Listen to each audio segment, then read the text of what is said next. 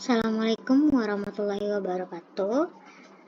Ini adalah pertemuan kita terkait dengan pengenalan QGIS dan ini adalah praktek kita pertama kali terkait dengan aplikasi QGIS. Teman-teman boleh lihat di e-lecture-nya, di sana saya sudah mengupload berupa RAR.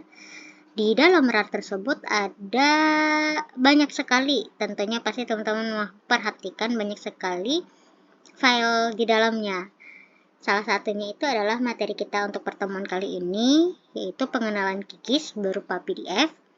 Kemudian sisanya itu adalah file terkait dengan yang akan kita praktekkan hari ini.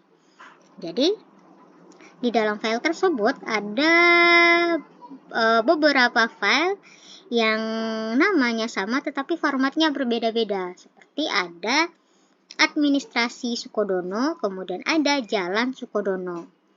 Nah, administrasi dan jalan Sukodono tersebut merupakan objek yang kita akan gunakan pada praktek kita kali ini. Jadi, kalau teman-teman flashback kembali terkait dengan materi kita sebelum UTS, untuk objek pada data-data spasial yang sering kita gunakan itu ada 3. Objeknya itu yang pertama adalah titik. Titik di sini merupakan simbolisasi biasanya untuk menjelaskan suatu area atau menjelaskan suatu lokasi. Kemudian ada garis atau line. Garis line ini biasanya kalau dalam suatu penjelasan itu dia menjelaskan terkait dengan jalan dan yang lainnya. Kemudian ada area biasanya itu ada atau poligon, itu biasanya menjelaskan suatu area tertentu atau wilayah tertentu. Nah, tetapi pada proyek kali ini kita akan coba atau kita akan mempelajari terkait dengan bagaimana kita memanipulasi dua buah objek. Objeknya di sini adalah objek dari area atau poligon dan satu lagi adalah objek dari garis atau line. Untuk wilayahnya itu kita mengambil yang namanya wilayah Sukodono. Tetapi untuk masing-masing file itu banyak ya, pasti teman-teman ragu apakah kita akan menggunakan semua file ini. Kalau untuk nanti di bagian penggunaannya, teman-teman ambil yang format ada extension SHP-nya saja. Yang lainnya bagaimana? Yang lainnya biarkan. Nah, di sini silakan dibuka QGIS-nya, muncul mungkin seperti tampilan yang ada pada layar saya, atau berbeda mungkin tergantung dengan teman-teman menggunakan series yang berapa. Langkah pertama yang harus kita lakukan, teman-teman bisa mengikuti yang ada pada PDF atau materi kita, atau bisa mengikuti yang langkah-langkah saya jelaskan sekarang. Di sini ada beberapa toolbar.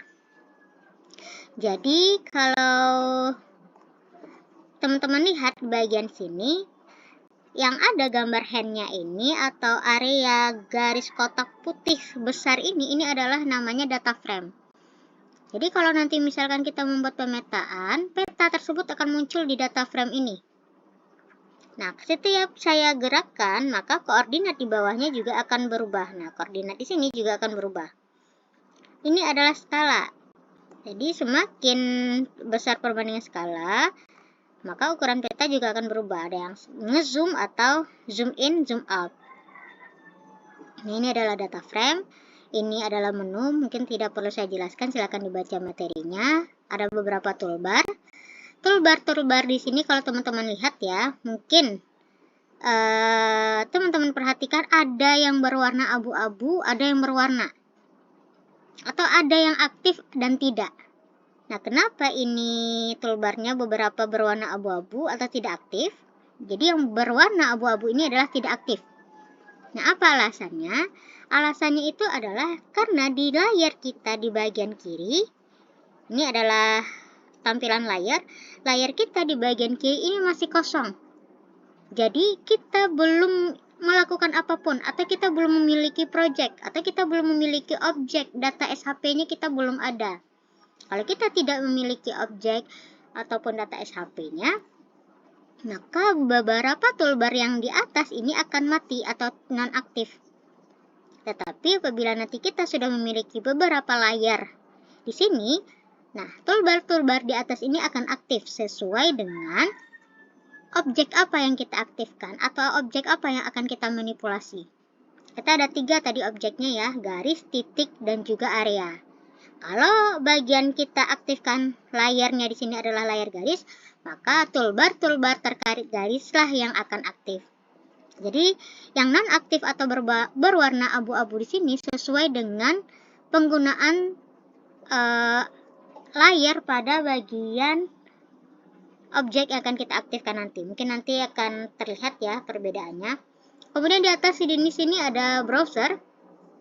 Ini sesuai dengan direktori yang ada pada laptop atau PC teman-teman masing-masing. Sini kalau teman-teman lihat saya ada 4 direktori, mulai dari C, D, F, G.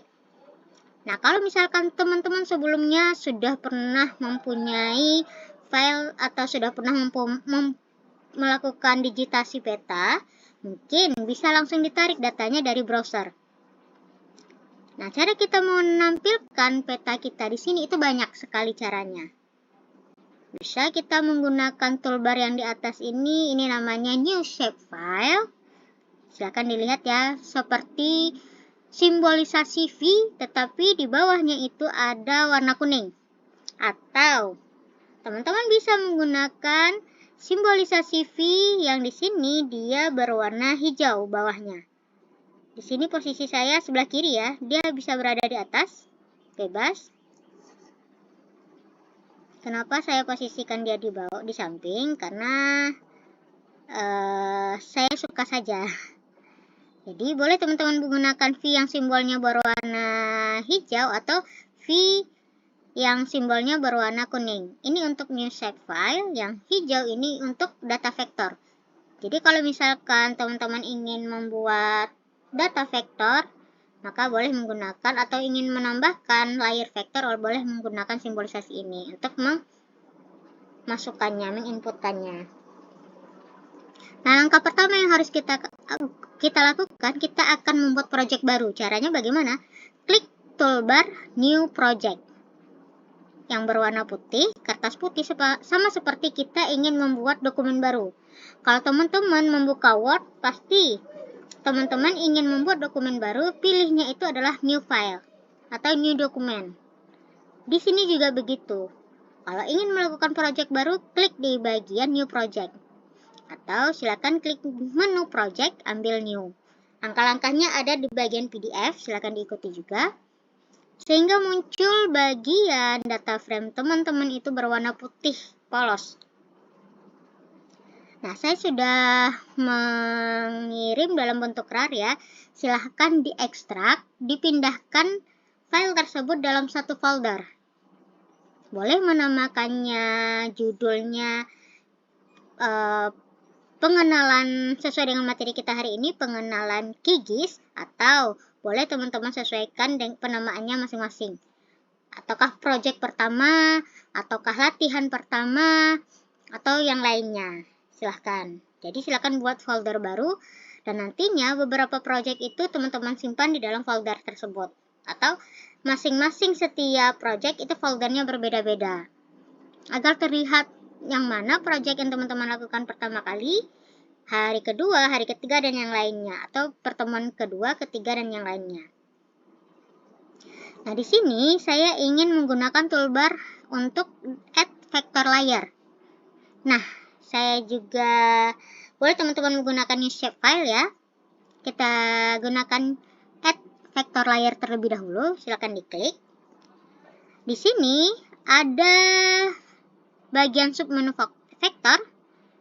Di bagian search-nya, titik 3 ini silakan teman-teman klik. Langsung menuju lokasi data atau tadi file-file tersebut diekstrak. Mana yang akan kita inputkan? Yang kita inputkan adalah data SHP-nya saja. Administrasi Sukodono tadi banyak sekali ya formatnya, mulai dari extensionnya DBF, PRG, KPG, SHP, SHX. Jalan Sukodono juga DBF, PRG, KPG, SHP, dan SHX. Nah, tetapi yang akan kita masukkan itu hanya data SHP-nya saja.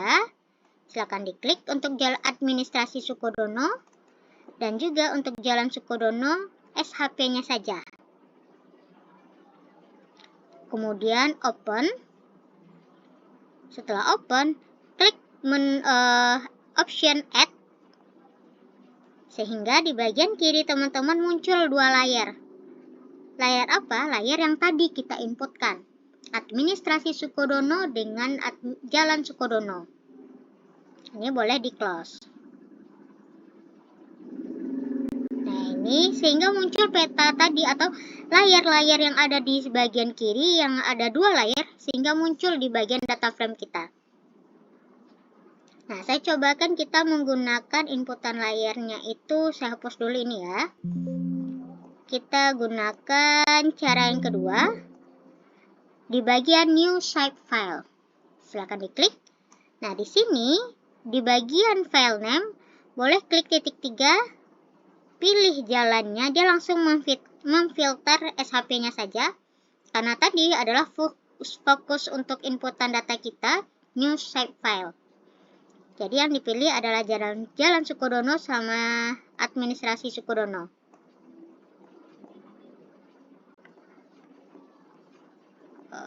Di sini satu-satu ya. Administrasi Sukodono terlebih dahulu, save. Kemudian teman-teman perhatikan ada pilihan berikutnya geometry type. Geometry type. Geometry type ini silahkan diklik. Ada beberapa pilihan. Pilihannya ini menyesuaikan dengan objek yang akan kita inputkan. Sebelumnya kita sudah mempunyai data administrasi Sukodono dengan jalan Sukodono. Pertama yang kita maksudkan di sini adalah administrasi Sukodono. Administrasi Sukodono ini merupakan tipe objek yang adalah poligon atau area. Maka bagian geometry type-nya kita pilih yang namanya poligon. Nah, kalau misalkan di sini teman-teman belum memilih, kita ulang kembali ya. Kalau misalkan di tempat tadi bagian geometry type-nya itu teman-teman belum memilih, option OK ini belum bisa dipencet. Atau option OK ini belum bisa diklik. Nah, jadi agar dia bisa diklik, sesuaikan dengan inputan data yang kita gunakan dengan geometrinya. Karena yang kita upload itu atau yang kita inputkan adalah administrasi Sukodono, yang mana dia merupakan objek area atau poligon, kita masukkan tipe geometrinya adalah poligon. Kemudian OK. Yes. Sehingga muncul administrasi Sukodono. Petanya tidak terlihat ya.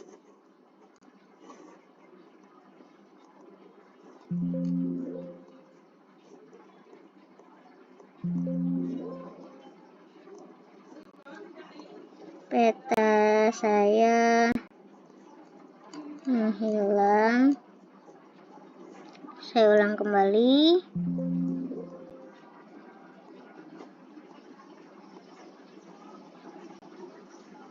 Administrasi Sukodono, poligon, kemudian OK. Oh, layarnya sudah, tadi karena saya sudah upload atau saya sudah inputkan, jadi dia tidak bisa dipanggil lagi. Karena sebelumnya sudah saya add ya di sini. Jadi teman-teman silahkan memilih salah satu cara. Caranya yang mana? Bebas. Apakah teman-teman menggunakan cara yang kedua atau teman-teman menggunakan cara yang ketiga? Cara yang pertama. Nah, kita coba inputkan yang bagian garisnya. Tadi jalan Sukodono. Jalan Sukodono, maka geometry type-nya itu berubah menjadi line. Kemudian OK. Nah, di sini karena saya tadi sebelumnya sudah menginputkan, dia membacanya itu sudah eksis. Jadi ketika saya pencet OK, yes, dia tidak muncul. Karena sebelumnya saya sudah inputkan data yang sama. Jadi saya hapus lagi ini ya. Saya buka project baru. Jadi teman-teman silakan dipilih cara yang mana yang gampang.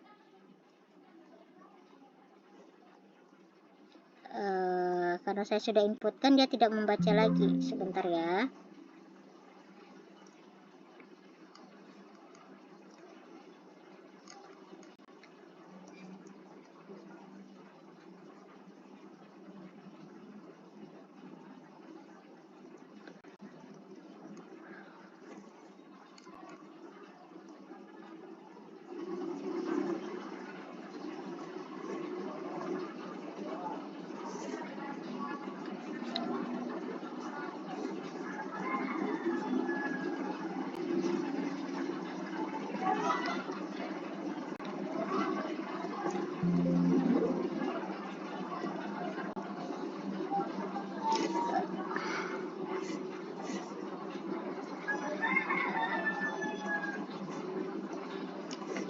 Sebentar.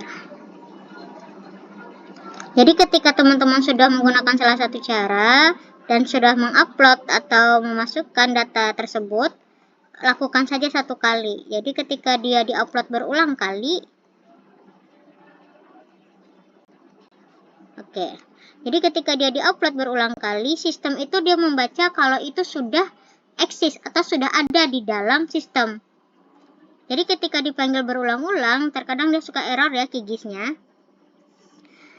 Nah, ini sudah muncul dua layar kita, administrasi Sukodono dengan jalan Sukodono.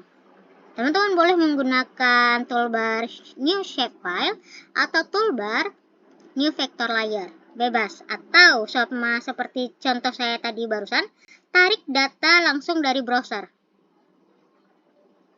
Banyak sekali cara yang untuk mengupload atau menampilkan data yang sebelumnya sudah pernah kita buat layarnya. Nah, kemudian di sini terlihat ya, administrasi Sukodono. Kemudian mana jalan Sukodono? Nah, kalau teman-teman bilang yang garis hitam berwarna hitam di bagian tengah-tengah gambar ungu ini adalah jalan, itu sama sekali bukan. Jadi garis hitam di bagian tengah peta tersebut adalah batas desa. Berarti ini adalah desa 1, ini desa yang kedua, desa yang ketiga, dan selanjutnya. Kemudian mana jalan dari Sukodono? Kenapa dia tidak muncul di data frame? Hal itu disebabkan karena posisi jalan Sukodono berada pada layar terakhir. Agar si jalan Sukodono ini terlihat di data frame kita, posisikan jalan Sukodono itu pada layar pertama. Jadi tarik si administrasi Sukodono yang sebelumnya berada di atas, posisikan ke dia ke bawah. Agar si jalan tersebut terlihat. Jadi, kalau misalkan dapat dikatakan apa sih urutan dalam layar itu, usahakan urutannya itu adalah titik, jalan, baru kemudian area atau poligon. Agar apa? Agar dia tidak tertimpa. Agar jalan tidak tertimpa oleh si area, atau agar titik tidak tertimpa oleh si area. Nah, kenapa area ini dia besar lingkupnya? Jadi pasti dia akan otomatis menutupi si titik dan si jalan objek tersebut. Jadi titik dan juga jalan itu berada pada posisi layar pertama atau kedua. Area berada atau poligon berada pada layar terakhir. Nah, kemudian kalau teman-teman perhatikan di bagian kiri layar ini ada tombol checklist atau ada checkbox checklist. Ini fungsinya untuk apa? Misalkan teman-teman sudah melakukan manipulasi atau sudah melakukan digitasi peta. Apakah sudah melakukan untuk administrasinya atau ingin membuat layar terkait dengan penyebaran sekolah atau ingin membuat layar terkait dengan penyebaran masjid-masjid yang ada di wilayah si Sukodono atau ingin membuat penyebaran RT-RT atau RW-RW pada daerah Sukodono, pasti itu masing-masingnya berbeda-beda layar. Nah, tombol checklist ini dapat kita fungsikan untuk menampilkan dan juga tidak menampilkan atau menyembunyikan lebih tepatnya layar tersebut pada data frame. Misalkan di jalan Sukodono, teman-teman hilangkan checklistnya. Berarti itu maksudnya adalah si layar Sukodono ini kita nonaktifkan. Sehingga yang muncul pada data frame itu hanya satu, yaitu administrasi Sukodono. Kenapa? Karena hanya dia yang memiliki checkbox aktif. Kalau ini juga kita hilangkan, berarti tidak ada satupun layar yang aktif. Data frame kita pasti akan otomatis kosong. Nah, jadi kalau misalkan teman-teman sebelumnya sudah memiliki beberapa layar, misalkan, saya sepertinya tidak butuh layar ini, atau saya sepertinya tidak butuh layar jalan Sukodono, boleh dinonaktifkan saja, jangan dihapus. Jadi ketika nanti diekspor, ya sudah, tampilannya muncul hanya desanya saja, atau administrasi Sukodono. Jalannya bagaimana? Jalannya tetap di sana, tetapi dia tidak muncul di output. Agar apa? Agar ketika misalkan teman-teman butuhkan nantinya, bisa tinggal diaktifkan saja. Jadi jangan dihapus. Kemudian, langkah-langkah yang lain bisa ya diikuti di bagian PDF. Mungkin saya sedikit ngacak ya. Di bagian administrasi Sukodono, teman-teman silakan klik 2 kali sebelah kiri. Klik 2 kali, double klik biasa ya. Ambil bagian simbologi. Nah, kalau teman-teman perhatikan warnanya di sini hanya satu warna. Semua desa memiliki warna yang sama. Padahal kalau sebelum-sebelumnya saya pernah memperlihatkan peta-peta administrasi yang ada pada Indonesia, penyebarannya, banyak sekali perbedaan warna masing-masing area. Bagaimana cara membuatnya? Bisa menggunakan random, bisa juga teman-teman tentukan, area misalkan desa A ingin warnanya merah, desa B ingin warnanya hijau. Bisa. Caranya seperti tadi, double klik layar tersebut, ambil simbologi. Nah, di sini ada single symbol. Ganti menjadi kategori. Maksudnya adalah warnanya akan beragam. Di bagian value, silahkan diambil desa. Jadi sebelumnya, data terkait dengan administrasi Sukodono ini, saya sudah inputkan atribut-atributnya. Nah, terkait atribut nanti kita pelajari lebih lanjut di pertemuan khusus atribut. Setelah kemudian teman-teman ambil desa, klik bagian klasifikasi bagian bawah, dekat tombol plus, minus, dan delete all. Klasifikasinya diklik, sehingga muncul semua desa. Value di sini adalah nama desanya. Di nama desa tersebut, masing-masingnya memiliki warna yang berbeda-beda. Kemudian klik OK. Sehingga masing-masing desa memiliki warna yang berbeda-beda. Tetapi teman-teman ingin khusus warna desa yang sebelumnya di sini ada warna hijau. Hijau ini teman-teman ingin menggantinya menjadi warna lain. Bisa, caranya tetap sama. Klik double klik atau 2 kali. Pilih nama desa yang ingin diganti warnanya. Di sini misalkan kita ambil yang paling atas dulu ya, Anggaswangi. Caranya adalah double klik di bagian kotak warna Anggaswangi. Kemudian silahkan disesuaikan warnanya warna apa. Di bagian color. Atau teman-teman ingin dia memiliki arsiran atau titik-titik luarannya, atau dia dot, titik-titik di bagian dalam. Klik, kemudian OK, kemudian OK lagi.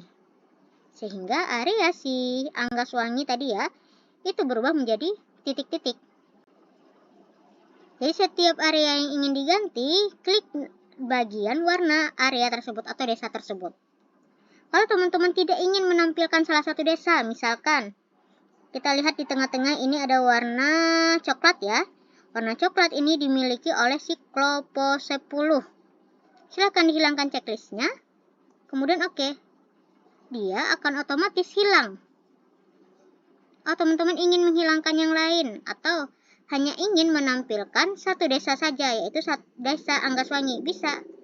Hilangkan semua checklistnya. Jadi checklist ini fungsinya sama seperti layar, menampilkan atau menyembunyikan objek tersebut. Klik OK, sehingga yang muncul hanya desa Anggaswangi saja. Jadi ingin memanipulasi yang lainnya, caranya sama. Klik bagian warna di kotak simbol masing-masing desa. Langkah selanjutnya silahkan dilihat PDF-nya kembali ya. Untuk mengganti jalan juga seperti itu. Silahkan diikuti materi di PDF-nya. Nah, kenapa kita langsung pada manipulasi objek baik si garis, area ini, agar nantinya ketika teman-teman sudah membuat area atau pemetaan, kita tidak membahas lagi. Jadi besok minggu depan kita akan fokus bagaimana cara membuat area ini, bagaimana cara membuat garisnya atau jalannya. Jadi minggu depan kita akan membahas itu. Hari ini kita khusus membahas terkait dengan bagaimana manipulasi masing-masing area atau manipulasi masing-masing warna di bagian detail atributnya. Nah, tadi saya bilang di bagian atas banyak sekali warna abu-abu, toolbarnya tidak aktif. Ketika teman-teman klik salah satu objek atau salah satu layer, kita klik jalan, agar semua atau beberapa atribut toolbar di bagian atas ini aktif, aktifkan toggle editingnya. Toggle editing ini adalah fungsinya agar kita dapat atau terkadang kita salah ketik atau salah pencet. Kalau di bagian Word sering begitu ya. Kalau di bagian Word, salah pencet, ya udah hapus kembali, salah pencet, ya udah hapus kembali. Tapi ketika kita sudah bagian project, kita salah garis, atau ingin di area administrasi ini tidak diotak-atik, kita fokusnya hanya di bagian objek atau layar jalan saja, maka ketika ingin mengedit jalan di bagian jalan Sukodono atau layar jalan Sukodono, aktifkan toggle-nya. Maka baru kita bisa melakukan manipulasi. Kalau kita ingin aktifkan atau mengganti area-area yang ada pada poligon administrasi Sukodono, aktifkan juga toggle-nya. Maka baru beberapa toolbar yang terkait dengan itu aktif juga atau bisa kita gunakan. Jadi itu dapat dikatakan meminimalisir kesalahan kita nantinya agar si layar yang lain tidak terotak-atik, tetap di tempatnya. Kenapa? Karena ketika suatu area itu bergeser, titik koordinatnya juga bergeser. Jadi untuk meminimalisir kesalahan terjadinya nanti. Nah, bagaimana kita menggunakan toggle editing itu nanti? Bagaimana toolbar-toolbar yang lainnya ini kita gunakan? Minggu depan akan kita bahas. Nah, untuk minggu ini sampai sekian. Lebih lanjutnya silakan dilihat PDF atau materi kita terkait dengan pengenalan QGIS. Hari ini sampai di sini. Wassalamualaikum warahmatullahi wabarakatuh.